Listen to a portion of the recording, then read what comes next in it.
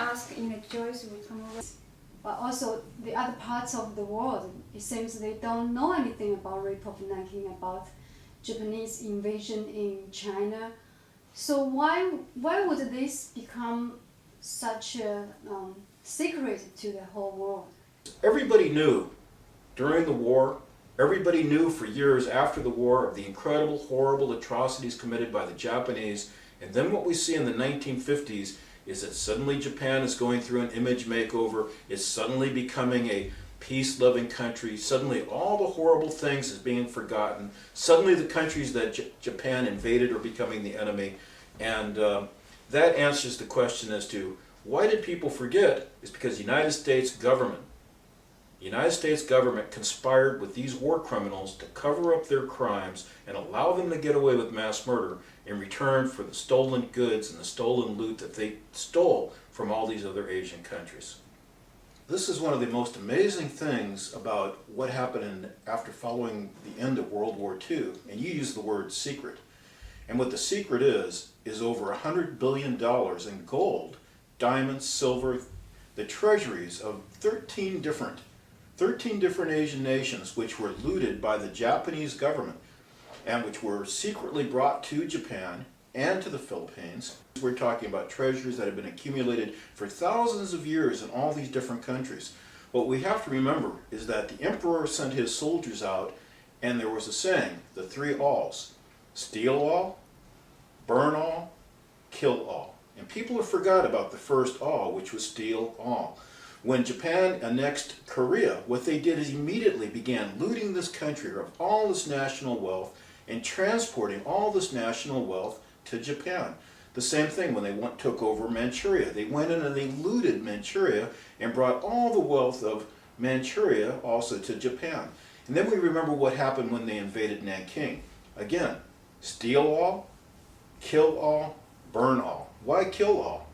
Because they didn't want any witnesses.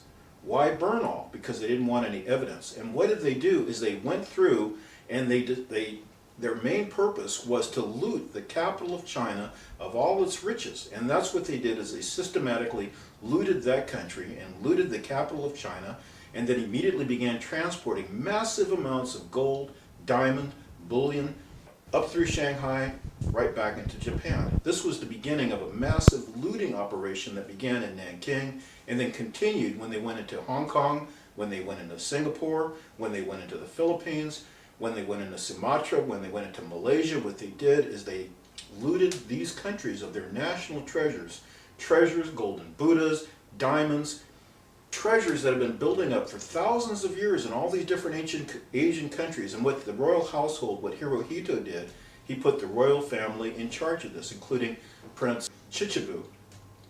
And what they did is they had this massive operation of finding golden Buddhas, golden statues, and what they do is they melt it down, they put it into golden bars, and then they transport it through China back into, through Korea back into Japan. They bring it across ships. So they had this massive looting operation going on. And also what they started to do is bring the loot into the Philippines, where again they were doing massive amounts of melting down of gold and other bullion that they were stealing. They actually had two bases of operation, one in Singapore and the other in the Philippines. And so as the war continued, they continued to conquer, they continued to loot these countries. And then what happened was when America started winning the war and moving closer and closer, that started shutting down their operations. And what they did is they had to, they were bringing this loot over in ships, but what was happening is America was now sinking their ships. So they put Prince Chichibu in charge of bringing all this loot and gold to Japan. And what he did is he took ships, painted them as hospital ships, put out bulletins saying these are hospital ships, but in fact they were filled with gold bullion, diamonds, rubies, jewels, the treasures of all these different nations, and were continuing to be transported off to Japan. But at the same time, they were also using the Philippines as a depository. And as the U.S. forces continued to conquer, pretty soon it was no longer possible to be bringing ships full of gold bullion to Japan. And what they did is they started burying it in caves throughout the Philippines. What they also started doing is they actually would take ships filled with gold, sank them all around Japan, sank them in Tokyo Bay because they now were realizing they were going to lose the war. So they basically had almost $100 billion now in assets, in gold, treasure, which was now sitting at the bottom of Tokyo Bay, which was now sitting in different parts of the Philippines, and which had actually been being deposited in different banks throughout the world. So here's the mystery of what happens is, why does the world suddenly forget about all the atrocities committed by Japan? And what happened is that in the Philippines, they discovered some of these treasures. MacArthur discovered some of these treasures. And what happened is that this information was put back to Washington, D.C. And they realized that there was incredible amounts of gold and diamonds and $100 billion in assets. And there's a saying that to the victor go the spoils. The United States was going to be the victor. So what they did is they started making deals. And one of the deals they made was with Hirohito. This was the #1 war criminal. The United States Congress had voted almost unanimously that this man should go on trial and he should be hung. We had the presidents of different countries demanding that Hirohito be put on trial and that he be put to death. And the entire royal family was responsible for all these incredible crimes, and we had outcry throughout the world that these men should all be put on trial and put to death. And then something happened. What happened? Well, MacArthur had a saying, which is, "I shall return." And what that really should be is, "I shall return for the money." MacArthur, who became the shogun of Japan, is an interesting character. This is a man who became field marshal of the Philippines. But this fellow was so arrogant that even after he'd been warned that Pearl Harbor had been attacked, and that the Japanese were coming, that the Japanese were next going to attack the Philippines, MacArthur was such an egotistical, histrionic prima donna, a man who had repeatedly defied the orders of 2 presidents of the United States, that he ignored all warnings and allowed his air force to be destroyed on the ground. Then when the Japanese started closing in on the Philippines, this general escaped. He left all his men to be taken captive. This is a guy who should have been cashiered and prosecuted for allowing his air force to be destroyed. And then he runs away from the Philippines, leaves all his men. Any case, MacArthur learns about the gold.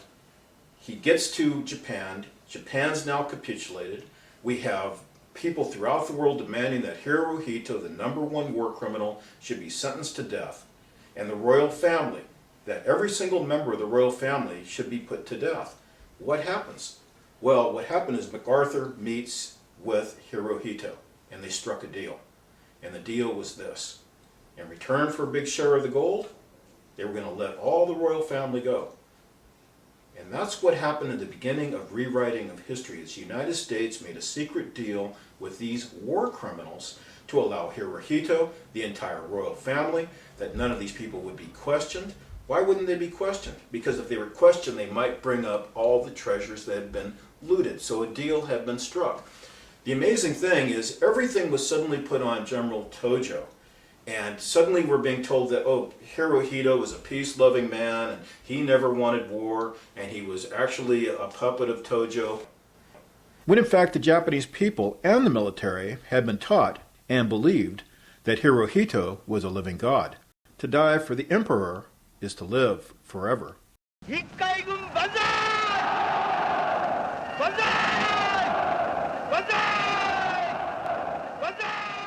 When Tojo was on trial, he made the statement that you had to obey the emperor, that the emperor was in charge of everything, that you don't dare disobey the emperor. And when he made that statement in court, in the tribunal, the other nations came forward and said, well, you have to put Hirohito now on trial. And here's one of the amazing things, is that MacArthur, Keenan, who was the chief prosecutor, they actually sent emissaries to the royal family, who in turn met with Tojo and convinced Tojo to change his testimony, so that Tojo now took responsibility. The whole thing was a fix, and the whole fix was because what we're talking about is tremendous amounts of money. Basically what happened is that the United States took much of this treasure, and where did the rest of the treasure go? Well, a lot of it sat at the bottom of Tokyo Bay. So they made a deal to let all these criminals go free in return for money. And then they had to start doing an image makeover for all the leaders of Japan. Let's remember, General Ishii, who was in charge of Unit 731, where they're doing all these incredibly horrible biological experiments on living people, dissecting people alive without anesthesia. What happens with General Ishii? He wasn't convicted. He wasn't sentenced. He wasn't called into question. In fact, nobody running Unit 731 was ever brought to justice. Why is that? Because again, MacArthur made a deal with General Ishii that you turn over all this information, you and all your war criminals who did all these horrible things, none of you will be convicted. In fact, General Ishii came to the United States and he lectured at Fort Detrick's. This is an incredible story. And so what happens? All the people that committed these horrible crimes, Unit 731, go free. So we have to figure, if he's going to allow the leader of Unit 731 to go free, who did all these incredibly horrible things to people, then of course they're going to let people go free in return for lots of money. And we're talking about $100 billion. And with $100 billion, you can bribe anyone. So this is the story of why, for example, Princess Saka, who was in charge of all the massacres occurring in Nanking, was never even questioned. And instead, General Matsui, who had nothing to do with it, is instead put to death. What was Princess Saka's real role? Not just simply ordering the massacre of everybody, but he was also in charge of the looting. All the princes were in charge of the looting. So they didn't dare put Asaka on trial because Asaka would in turn talk about all the incredible amounts of money that was stolen. Princess Saka, who commanded these forces in Nanking, his son, also Prince Asaka, was meanwhile in the Philippines with Prince Chichibu, and together these guys were engaged in these operations of loot being brought to the Philippines. And one of the horrific aspects of the story is what they would do is they brought in Japanese mining engineers, and of course they had slave labor, and they started building these incredible tunnels to hide gold bullion, because now they could no longer transport it to Japan because America was coming. And what happened is what they would do is they'd fill these places up with gold, and then they'd machine gun their own men and then blow the tunnels up. Ships outside Manila Bay, Japanese soldiers, what they would do is suddenly scuttle the ship and allow the ship to go down, and Japanese soldiers on board, they machine gun their own men because they didn't want anybody to know about all this gold that was on these ships. So the Japanese had absolutely no compunction against killing Japanese, against killing anybody, because what we're really talking about is a group of gangsters run by Hirohito and the royal family. And we're talking about hundreds and hundreds of princes and members of the royal family who just fanned out across Asia with Japanese gangsters and basically had a looting criminal organization to steal massive amounts of the wealth of all of Asia, transported to Japan. This accounts for why Japan underwent that economic miracle and explains why every single member of the royal family wasn't even questioned, and why so many of these war criminals immediately returned back to power. So here's what happens is that tremendous amounts of money go to the United States, but a tremendous amount also is set aside in Japan. We see that only 7 of the major war criminals are actually convicted and sentenced to death. Some of the major war criminals are sentenced to prison for life. They get out in a few years. One of them becomes economic minister, another one becomes justice minister in the Japanese government. It's an incredible story how all these war criminals returned right back to power. And then we have the whole concept of the economic miracle in Japan. Well, of course they had an economic miracle because they had $100 billion in gold sitting in Tokyo Bay, which they're actually able to retrieve and use to rebuild their economy. While all the other Asian nations, which they destroyed, had to sit at the side and watch in envy as these war criminals, these murderers, not only get away with murder, but were able to take the loot that they stole from these countries and use it to rebuild Japan. Japan ends up economically better off after the war than they were before the war. And sure, yes, much of Japan was destroyed, but what part of Japan was destroyed? It was the houses belonging to the little people. The rich people were never punished. The rich people never suffered. The rich people ended up richer after the end of the war. So that's why many people in Japan are laughing and think Japan actually won the war.